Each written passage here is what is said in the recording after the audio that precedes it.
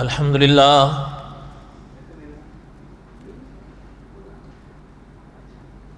لله نحمده ونستعينه ونستغفره ونؤمن به ونتوكل عليه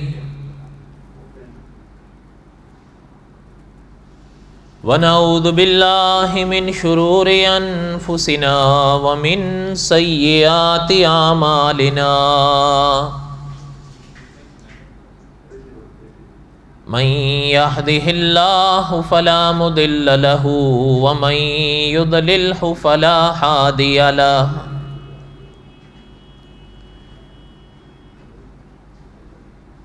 ونشهد أن لا إله إلا الله وحده لا شريك له ونشهد أن سيدنا وسندنا ومولانا محمدا عبده ورسوله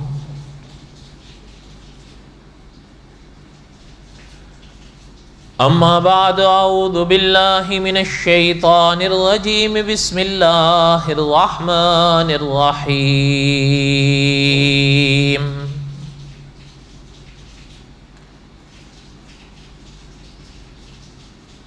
نحن نقص عليك أحسن القصص بما أوحينا إليك هذا القرآن وَإِن كُنْتَ مِن قَبْلِهِ لَمِنَ الْغَافِلِينَ وقال النبي صلى الله عليه وسلم من قال لا إله إلا الله دخل الجنة صدق اللہ العظیم وصدق رسولہ النبی الکریم ونحن على ذلك لمن الشاہدین والشاکرین والحمد للہ رب العالمین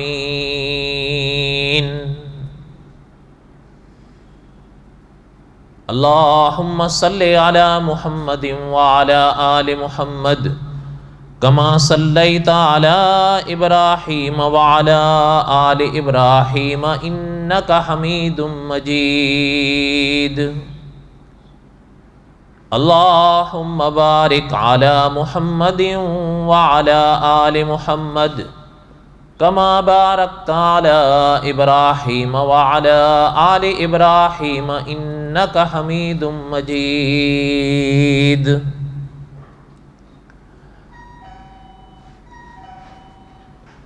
ہمہ قسم کی حمد و ثنا اللہ ذات لم یزل لا یزال کی پاک ذات کے لیے صدق دل سے لا تعداد مرتبہ درود و سلام امام الانبیاء حضرت محمد رسول اللہ صلی اللہ علیہ وسلم کی پاک ذات کے لیے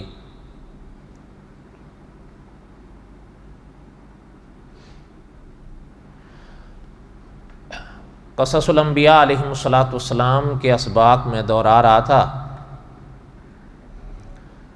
اور حضرت موسیٰ علیہ السلام کے واقعات میں وہ حصہ میں پڑھ رہا تھا کہ جہاں اللہ تعالیٰ نے کلام پاک میں ارشاد فرمایا وَكَتَبْنَا لَهُ فِي الْأَلْوَاحِ، اور ان پاک جملوں کے معنی علماء نے لکھا ہے کہ اللہ تعالیٰ نے حضرت موسیٰ علیہ السلام کو تورات لکھی لکھائی عنایت فرمائی۔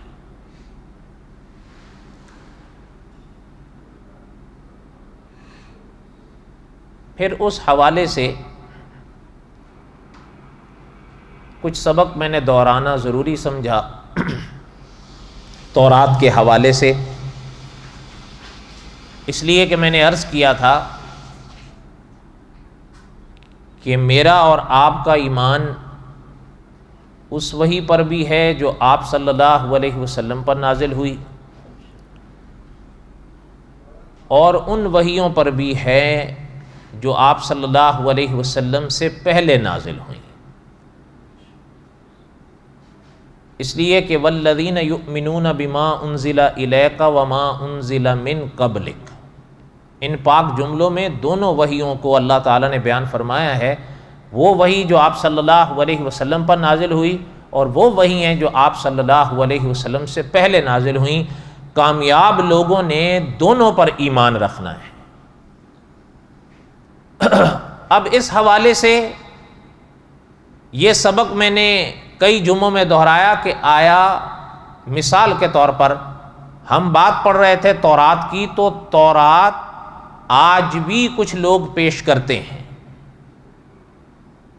تورات کے نام سے وہ کچھ اوراق پیش کرتے ہیں اور اس پر وہ باقاعدہ پرچار بھی کرتے ہیں اور دعوت بھی دیتے ہیں۔ تو عرض یہ کیا تھا کہ آیا آپ کے اور ہمارے نزدیک تورات کس کو کہتے ہیں؟ ایک بات۔ پھر دوسری بات یہ بھی ضمن میں پڑی کہ وہ اوراق جن کو آج کوئی تورات کہتا ہے، اگر ہمارے علماء نے اس کا اس حوالے سے انکار کیا ہے کہ یہ حضرت موسیٰ علیہ السلام والی تورات نہیں ہے، آیا ہمارے ان علماء حق کے پاس اس دعوے کے دلائل کیا تھے؟ ان میں سے کچھ 3-4 موٹے موٹے میں نے پڑھے تھے۔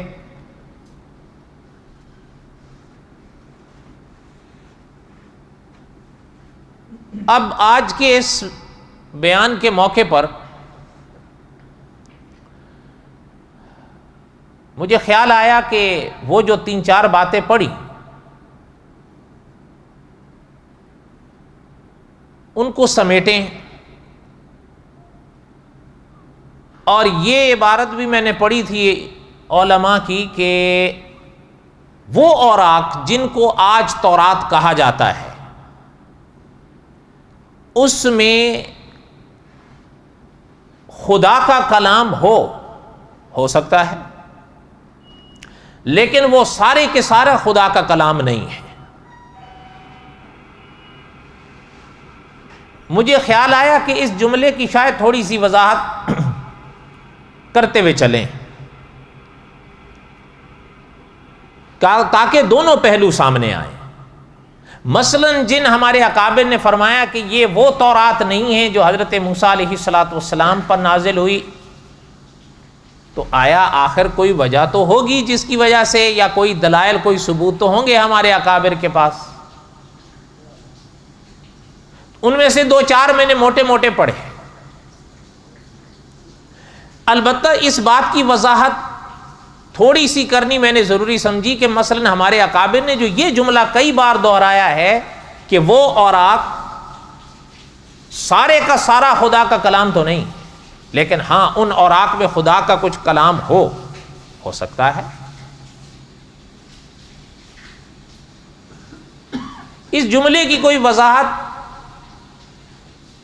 میں نے ضروری سمجھی، اور ضروری بھی اس حصے کی سمجھی جو ایمان کے ارکان میں سے پہلا رکن ہے۔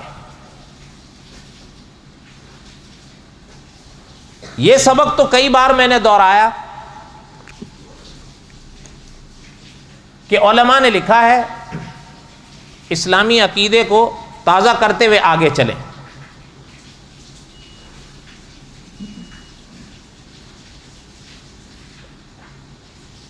کہ کلام پاک میں الحمد کی الف سے لے کر والناس کے سین تک علماء نے لکھا ہے 3 مسائل ایسے ہیں جن کو قرآن پاک نے بار بار بیان کیا ہے، ہر بار بیان کیا ہے، اور ان 3 مسائل کو علماء کی زبان میں کہا جاتا ہے مسائل مہمہ۔ ممکن ہے یہ جملے تھوڑے مشکل ہوں تو ان کا آسان معنی یہ 3 نہایت اہم مسئلے۔ مسائل مہمہ کا لفظ اگر یاد نہ رہ سکے تو یہ اس کا ترجمہ ہے، بہت آسان سے انسان یاد۔ 3 نہایت اہم مسئلے، 3 مسائل قرآن پاک میں ایسے ہیں کہ ان کو علماء نے لکھا ہے قرآن پاک میں اللہ تعالیٰ نے بار بار بیان فرمایا۔ اور صاحب قصص الانبیاء نے لکھا ہے کہ آپ صلی اللہ علیہ وسلم نے بھی ان کو بیان کرنے میں شان دکھائی ہے.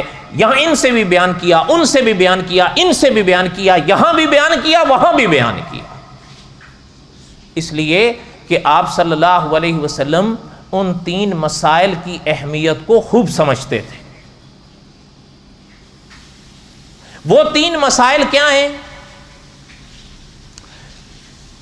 انہی مسائل کو علماء کی زبان میں الایمان بالثلاثیات بھی کہتے ہیں. پہلا ہے توحید، دوسرا ہے رسالت، اور تیسرا ہے آخرت. علماء نے لکھا ہے یہ مسائل مہمہ ہیں کلام پاک کے. دین اسلام میں یہ مسائل اتنی بار بیان ہوئے ہیں کہ پڑھا لکھا بھی سمجھے گا اور ان پڑھ بھی سن کے سمجھے گا کہ ان کے معنی کیا ہیں. توحید، رسالت، آخرت. پھر ان میں جو پہلا ہے عقیدہ توحید. اچھا ایک چیز اور بھی ہے جو اسی حوالے سے مولانا امین اکاڑوی رحمۃ اللہ علیہ فرمایا کرتے تھے کہ یہ تینوں مسائل ایسے ہیں، توحید، رسالت اور آخرت، ان میں آسمانی مذاہب کا کوئی اختلاف نہیں تھا. ان کو عقائد کہتے ہیں. ان میں انبیاء علیہ الصلوۃ والسلام میں اتفاق ہی اتفاق ہے. یہاں تک کہ حضرت فرماتے تھے حضرت آدم سے لے کر حضور تک تمام انبیاء علیہ الصلوۃ والسلام ان مسائل مہمہ میں سب اکٹھے رہے ہیں. ہاں اختلاف آتا تھا شریعت میں. اللہ کے ہر نبی کی اپنی شریعت ہوتی تھی، اللہ کے رسول کی اپنی شریعت ہوتی تھی. کئی رسولوں کی شریعتوں میں اختلاف آیا، وہ آیا. لیکن جنہیں مسائل مہمہ کہتے ہیں، مولانا امین اکاڑوی رحمۃ اللہ علیہ فرماتے تھے ان میں کوئی اختلاف نہیں آیا، وہ سب کے نزدیک اتفاقی تھے. اور وہ 3 تھے، توحید، رسالت اور آخرت. یہاں تک بات سمجھ آئی؟ اب آگے سنیں. علماء نے لکھا ہے، علماء عقائد نے، کہ انسان کو چاہے وہ مانے اللہ نہ کرے یا نہ مانے، نجات کی اہمیت سے اس کو انکار نہیں ہوگا، جس کو بخشش کہتے ہیں. ایک انسان اس بات کو مانے اور اللہ نہ کرے ایک انسان نہ مانے، لیکن نجات کی اہمیت سے اس کو انکار نہیں ہوگا. وہ چاہے گا ضرور کہ میری نجات ہو، جس کو بخشش کہتے ہیں.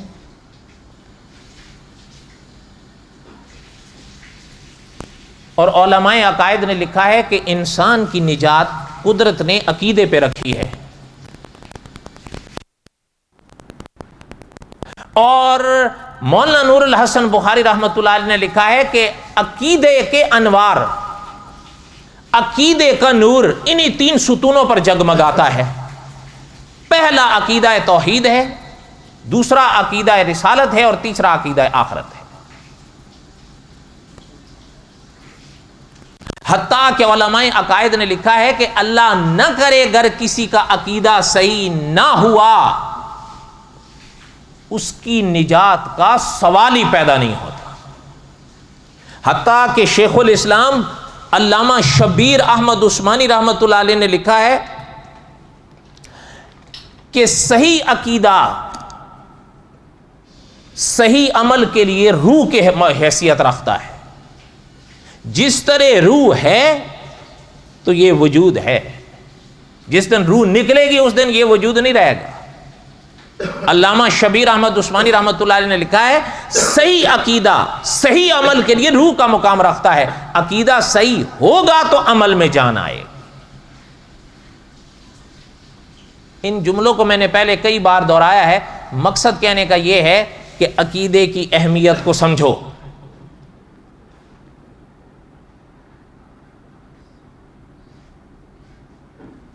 اور عقیدے کی اہمیت کے حوالے سے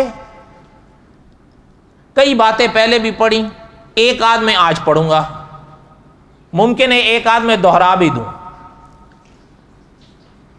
وَكَتَبْنَا لَهُ فِي الْأَلْوَاحِ، قدرت نے جو لکھی لکھائی تورات حضرت موسیٰ علیہ السلام کو دی تھی. مولانا امین اکاڑوی رحمۃ اللہ علیہ فرماتے تھے کہ عقیدے کے حوالے سے تو انبیاء علیہ السلام میں کوئی اختلاف نہیں تھا، شریعتوں میں اختلاف آتا تھا، مسائل اپنے ہوتے تھے، مسائل کے احکامات اپنے ہوتے تھے، لیکن جن کو آپ کہیں مسائل مہمہ وہ تمام کے نزدیک مشترک تھے، توحید، رسالت اور آخرت. اسی حوالے سے علماء نے فرمایا کہ ہم یہ تو نہیں کہتے کہ یہ سارے کا سارا کلام خدا ہے، لیکن ہاں اس میں کلام خدا ہے، وہ پڑھنے سے پتہ چلتا ہے. آگے چل کر کوئی اگر میں تفریق کر دوں تو وہ میری بات ہو.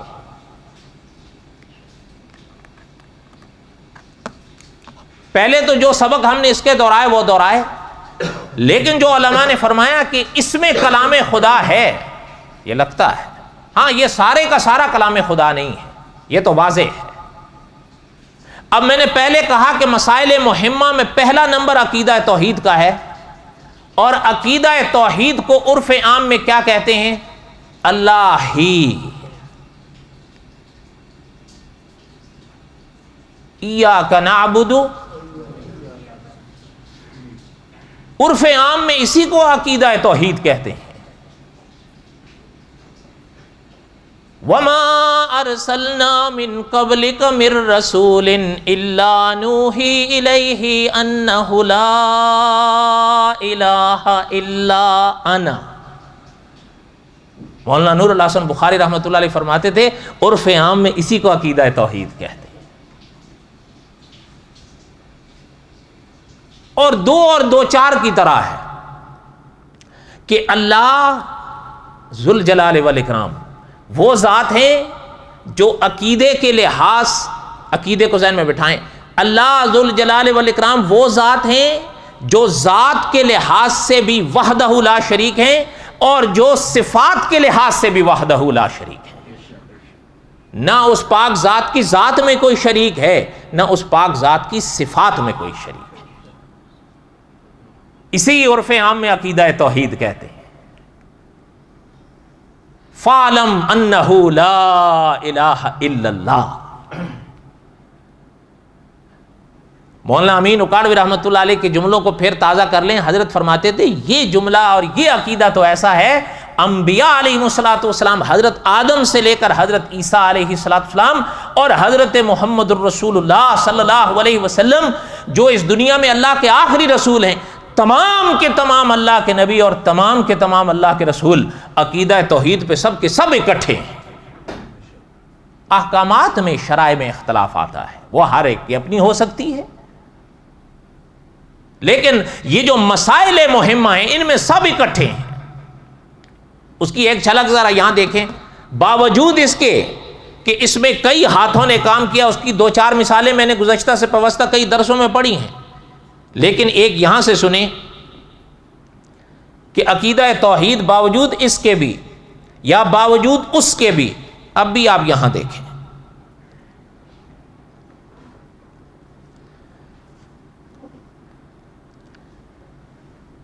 ان کے ہاں 10 احکام بڑے مشہور ہیں، آپ نے سنے ہوں گے. عموماً آج بھی وہ یاد کرتے رہتے ہیں. کیا کہتے ہیں ان کو؟ 10 کمانڈمنٹس. بڑے مشہور ہیں 10 احکامات. میں سارے تو نہیں پڑھوں گا، البتہ ایک دو چار سنیں آپ، اور پھر اس کے بعد دیکھیں کہ جو باتیں نا جن کو کہا جاتا ہے عقیدے، وہ دیکھیں کس طرح اکٹھے ہیں. اب اس کے بعد راہ کو الگ کر لیا جائے اور تفریق یہ کر دی جائے اولڈ ٹیسٹمنٹ اور نیو ٹیسٹمنٹ، تو پھر مرضی اپنی بن جاتی ہے. ورنہ جس کو آپ عہد نامہ قدیم کہیں گے، اولڈ ٹیسٹمنٹ، وہ تو سب کی تاریخ ایک ساتھ لے کے چل رہے ہیں. یہاں پہ یہاں عنوان ہی قائم کیا ہے 10 احکام. سنیں،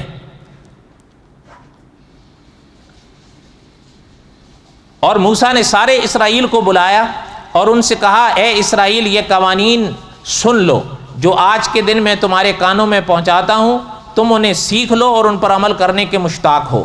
خداوند ہمارے خدا نے حوریب میں سے وعدہ کیا ہے، اس نے ہمارے باپ دادا سے نہیں بلکہ ہمارے ہی ساتھ یہ وعدہ کیا ہے، ہم سب سے جو آج کے دن جیتے ہیں.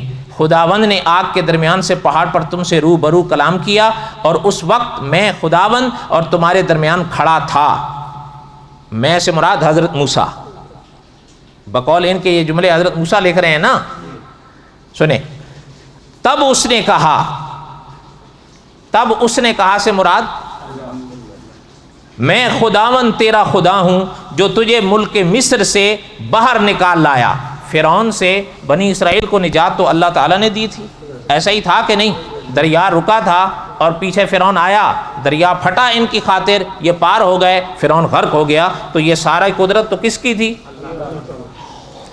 میں خداوند تیرا خدا ہوں جو تجھے ملک مصر سے باہر نکال لایا. میرے حضور میں تیرے لیے کوئی دوسرا معبود نہ ہو، میرے لیے حضور میں تیرے لیے کوئی دوسرے معبود نہ ہو. تو اپنے لیے تراشی ہوئی مورت یا کسی ایسی چیز کی صورت نہ بنانا جو اوپر آسمان میں یا نیچے زمین پر یا زمین کے نیچے پانی میں ہو. تو اسے سجدہ نہ کرنا، اس کی خدمت نہ کرنا، کیونکہ میں خداوند تیرا خدا خدائے غیور ہوں. یہ عقیدہ توحید نہیں ہے؟ آگے سنیں اور کھل جائے گا. آپ کے ہاں، ہمارے ہاں ابھی میں نے پڑھا تھا، ایاک نعبد، آپ اور ہم اللہ ہی کی عبادت کرتے ہیں، یا اللہ کی بھی عبادت کرتے ہیں، اللہ ہی کی عبادت کرتے ہیں، اور اسے ہی عرف عام میں توحید کہتے ہیں. آگے سن لیں، میں کچھ عبارت آیتیں چھوڑ رہا ہوں. تو اپنے باپ اور اپنی ماں کی عزت کر.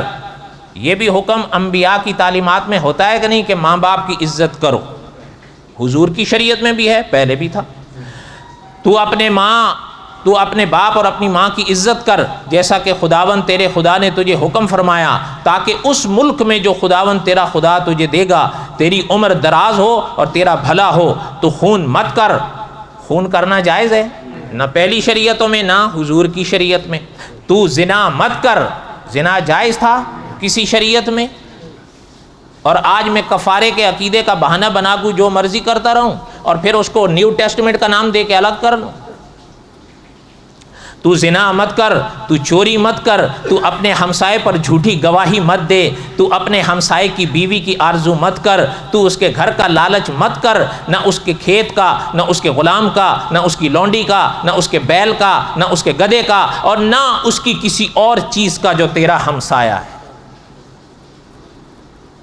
نہیں سمجھ آ رہی بات؟ آگے سنیں. یہی باتیں خداوند نے پہاڑ پر آگ اور بادل اور تاریکی کے درمیان سے تمہاری ساری جماعت کو بڑی آواز سے فرمائیں. آگے سنیں. سن اے اسرائیل کہ خداوند ہمارا خدا وہی اکیلا خداوند ہے. اب یاد کر لیں، قل هو اللہ، کیا یہ وہی نہیں ہے؟ قل هو اللہ. اس لیے ہمارے اکابر نے اس کا ترجمہ کیا اللہ وہ ہیں جو ایک ہیں. ٹھیک ہے، ہمارے ایک استاد ہوا کرتے تھے، وہ زیادہ زور دیتے تھے، فرماتے تھے کہ احد عربی میں اکیلے کو کہتے ہیں.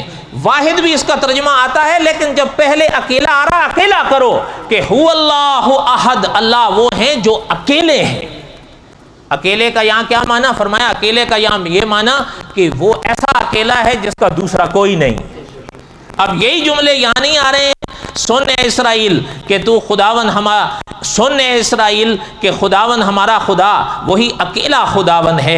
پس تو خداوند اپنے خدا کو اپنے سارے دل، اپنی ساری جان، اپنی ساری طاقت سے پیار کر، اور یہ باتیں جن کا میں آج کے دن تجھے حکم دیتا ہوں تیرے دل میں رہیں، اور یہ تو اپنے لڑکوں کو بار بار بتا. یہ میں نے چند جملے پڑھے، اور بھی اس میں بہت ہیں. کہنے کا مقصد یہ ہے کہ پتہ چلتا ہے کہ اس میں کلام خدا ہے، اس میں کلام خدا، لیکن یہ سارے کا سارا کلام خدا نہیں ہے. اس لیے ہمارے اکابر فرماتے ہیں کہ اس میں کلام خدا ہے. یہ تو واضح فرما رہے ہیں کہ پہلے اگر کوئی سوال اٹھتا بھی ہے تو اگلی والی آیت اس سوال کا کلا کما کر دیتی ہے کہ هو اللہ. اور میں نے پہلے کہا مولانا امین اکاڑوی رحمۃ اللہ علیہ فرماتے تھے کہ اللہ وحدہ لا شریک ہیں. اس مسئلے پر تو انبیاء علیہ الصلوۃ والسلام میں کوئی اختلاف نہیں ہے. آگے جو 3 کے حوالے سے فرق کیا گیا، علامہ خالد محمود صاحب نے لکھا ہے ان کو بھی 3 کا فرق کرنے سے پہلے اولڈ ٹیسٹمنٹ اور نیو ٹیسٹمنٹ کی تفریق کرنی پڑی ہے. انہوں نے نیو ٹیسٹمنٹ کہہ کے اس سے اس حصے کو جدا کیا. یہ قصہ خیر انشاءاللہ قصص الانبیاء کے آخر میں آئے گا. حضرت عیسیٰ علیہ السلام کے مسئلے میں کہنے کا مسئلہ یہ ہے کہ هو اللہ. یہ کتاب بھی جس کو بائبل کہتے ہیں، انسان اگر اس کے بعض حصوں کو پڑھے تو پتہ چلتا ہے اس میں کلام خدا موجود ہے، اور عقیدہ توحید بھی موجود ہے. آپ پڑھتے ہوئے کئی مسائل، جہاں کئی ایسی کتابیں ہیں جن کو زبور کہا گیا، سلاطین کہا گیا، وہ اگلے حصے ہیں. چونکہ میرا حصہ چونکہ شروع کی تورات کے حوالے سے تھا اس لیے میں وہ نہیں پڑھ رہا ہوں. اس میں آپ کو اور سینکڑوں آیتیں ملیں گی عقیدہ توحید کی. اس سے ایک تو یہ بات پتہ چلی کہ اس میں کلام خدا ہے، اور ایک اس سے یہ بات بھی پتہ چلی کہ عقیدہ توحید اتنا اہم عقیدہ ہے کہ حضرت آدم سے لے کر حضور تک تمام کے تمام اللہ کے نبی اور رسول، تمام کے تمام اللہ کے پیغمبر اس عقیدے پر متفق ہیں. آج چونکہ شعبان کا آخری جمعہ ہے اس لیے میں آخر میں سے 2 باتیں کہہ کے بس کروں گا، چونکہ کئی طرح کے اعلانات ہیں، پھر وقت نہیں رہے گا. لیکن یہ باتیں تو لمبی ہیں، چلتی رہیں گی انشاءاللہ. ایک بات کو میں عرض کر کے اپنی بات ختم کروں. آپ میں سے کئی دوست ساتھی ایسے ہیں جو پڑھے لکھے ہیں، وہ اللہ تعالیٰ نے ان کو تعلیم سے نوازا ہے، پڑھ سکتے ہیں، سمجھ سکتے ہیں. ایک تو میری طرح ہوتے ہیں جو بیچارے چلتے رہتے ہیں، چلیں ان کا تو جو بھی ہے اللہ تعالیٰ ان کو بخشے.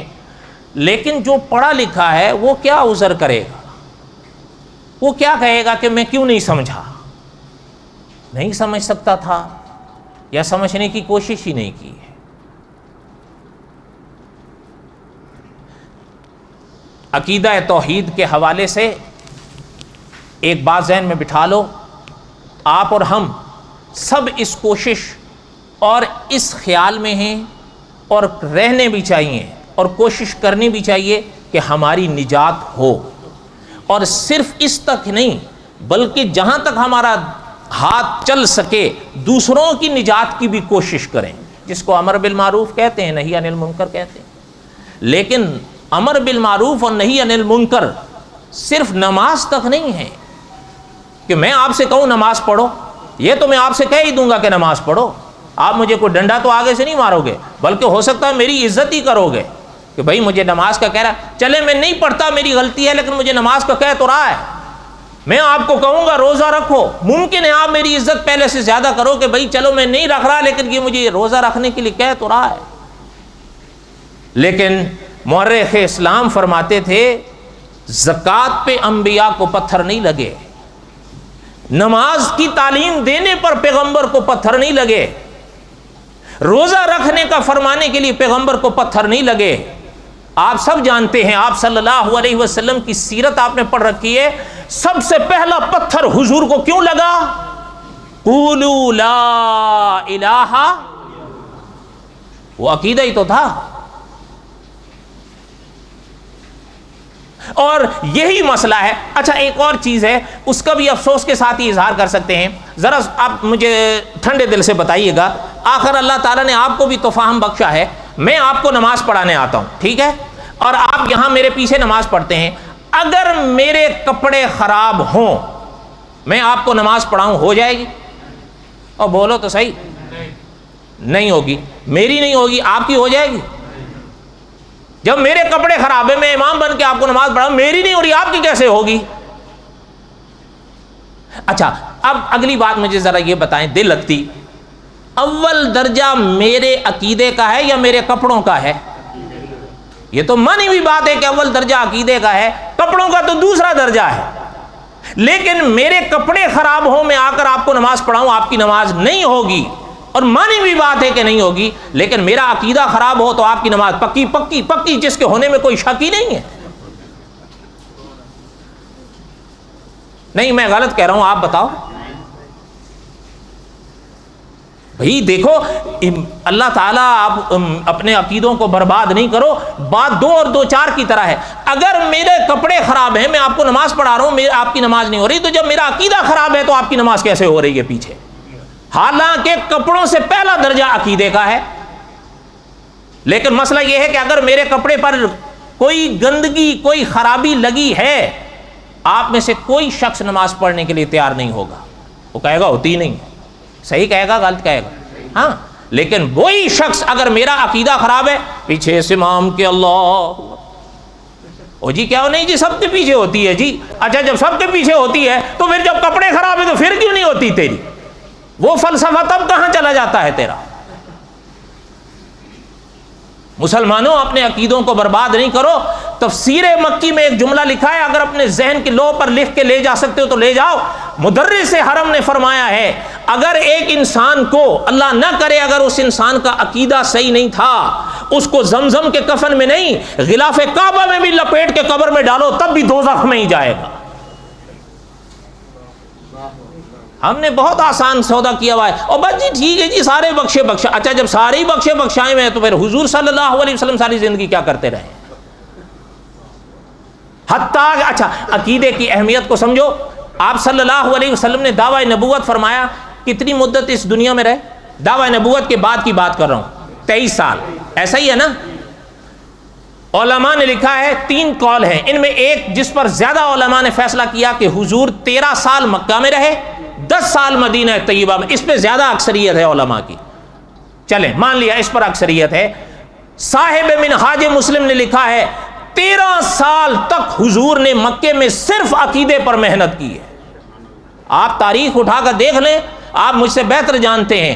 نماز کی تفصیلات مدینہ میں، حکم آیا تفصیلات مدینہ میں، زکوٰۃ مدینہ میں، روزے مدینہ میں، حج مدینہ میں، جہاد مدینہ میں. یہ سارے تو احکامات بعد میں آئے.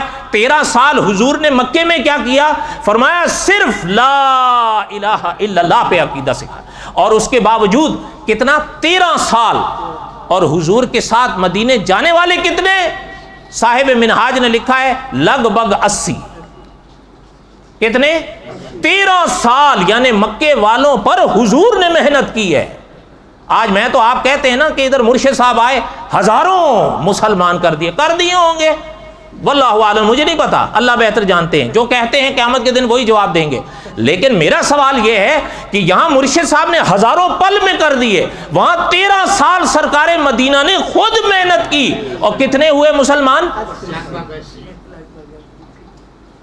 مسلمانوں اپنے عقیدوں کو برباد. اچھا ایک چیز ہے، آپ صلی اللہ علیہ وسلم سے پہلے حضرت عیسیٰ تھے نا. ایک آخری بات کہہ رہا ہوں، میری باتیں ختم ہوتی نہیں لیکن سنو. حضور سے پہلے حضرت عیسیٰ تھے نا. حضرت عیسیٰ کا نام مسیح بھی ہے یا نہیں؟ بولو. قرآن پاک میں جہاں حضرت عیسیٰ کو حضرت عیسیٰ فرمایا گیا تو وہاں مسیح بھی فرمایا گیا، ایسا ہی ہے. اچھا اب اگلی بات سنیں. حضور علیہ الصلوۃ والسلام کے بھی کئی نام ہیں، ان میں ایک حضور کا نام حبیب بھی ہے یا نہیں؟ سوچ لیں. آپ کے ملک کے ایک عالم ہیں، انہوں نے حضور کے ناموں پر پوری ایک کتاب لکھی ہے اور گن کر ثابت کیا ہے کہ 1000 نام تھا حضور کا. آپ کے ملک کے ہیں، اردو میں ہے کتاب. اچھا ان میں ایک نام حضور کا حبیب تھا، ٹھیک ہے. اچھا اب دوسری طرف آئیں. قرآن پاک میں اور ایک عام نام ہے، وہ زد زبان عام ہے، عام اکثر لوگ رکھتے بھی ہیں، رکھنا بھی چاہیے، عبداللہ. اور شان ہے اللہ کی. قرآن پاک میں حضرت عیسیٰ کے لیے بھی عبداللہ کا نام آیا اور حضور کے لیے بھی آیا. انی عبداللہ حضرت عیسیٰ نے فرمایا تھا. اچھا دوسری طرف دیکھیں، لما قام عبداللہ سورہ جن میں، یہ حضور کے لیے، وہ حضرت عیسیٰ کے لیے. اچھا پتہ چلتا ہے عبداللہ نام رکھنا تو توحید ہے. صحیح ہے غلط ہے؟ کیوں؟ عبداللہ کس کا بندہ؟ تو بات ختم ہو گئی. اچھا میں کہتا ہوں، آپ سے پوچھتا ہوں، عبد المسیح نام رکھنا جائز ہے؟ سوچ کے بتانا. اور لوگ رکھتے ہیں یا نہیں؟ اب بھی رکھتے ہیں۔ حضور کے پاس صلی اللہ علیہ وسلم جو نجران کا وفد عیسائیوں کا آیا تھا، اس میں جس نے حضور سے مناظرہ کیا تھا اس کا اپنا نام عبد المسیح تھا، اور آج بھی وہ رکھتے ہیں عبد المسیح۔ کیا خیال ہے، توحید ہے؟ سوچ کے بتاؤ، مسیح کا بندہ توحید ہے؟ جائز ہے؟ اچھا عبد المسیح تو ناجائز ہے اور توحید بھی نہیں ہے، تو عبد الحبیب پکی توحید ہے۔ غلط کہہ رہا ہوں میں؟ عبد المسیح تو شرک ہو گیا، تو عبد الحبیب وہاں توحید ہو گئی۔ یہ تو وہی بات ہے کہ کرے غیر گر بت کی پوجا تو کافر، جو ٹھہرائے بیٹا خدا کا تو کافر، جو مانے کواکب میں کرشمے تو کافر، مگر مومنوں پر کھلی ہیں یہ سب راہیں، پرستش کریں شوق سے جس کی چاہیں، نبی کو جو چاہیں تو خدا کر دکھائیں۔ اور ایک بات ہے، ناراض مت ہونا، عقیدہ توحید تب تک سمجھ آتا نہیں ہے جب آپ 2 اور 2 4 کی طرح بات نہ کریں۔ اور اگر میں ایسا کہوں آپ بھی خوش ہوں اور سرکار بھی خوش ہوں تو پھر انا للہ و انا الیہ راجعون، سنتیں پڑھو، وما علینا الا البلاغ المبین۔